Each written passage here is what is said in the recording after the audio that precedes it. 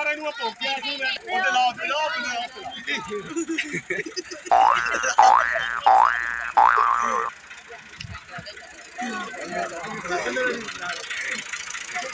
यार आपने स्कूटर देखो कहीं हो ला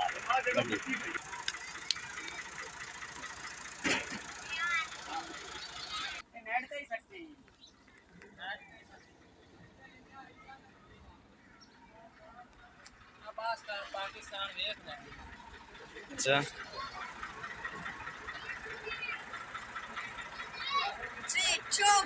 एक 260 ट्रैक्टर है 385 आगू पा रहे हैं लोड बहुत ज्यादा है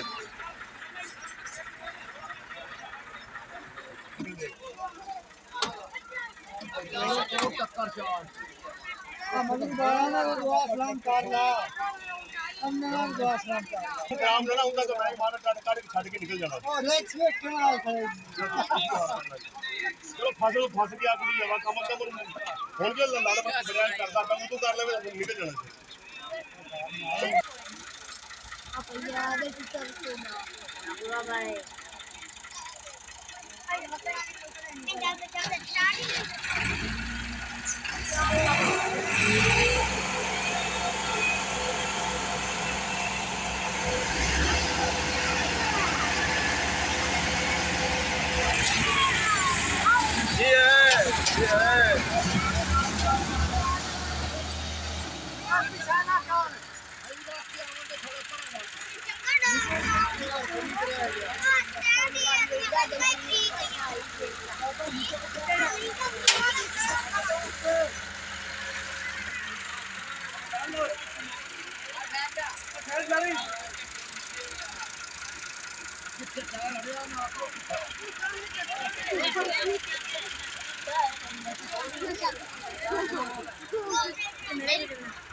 मेरी भी बना मेरी है ना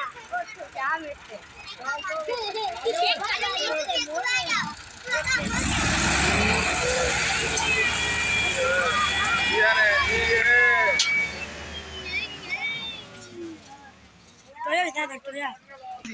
खड्डा वेख सकते ने खड्डा डूबा खड्डा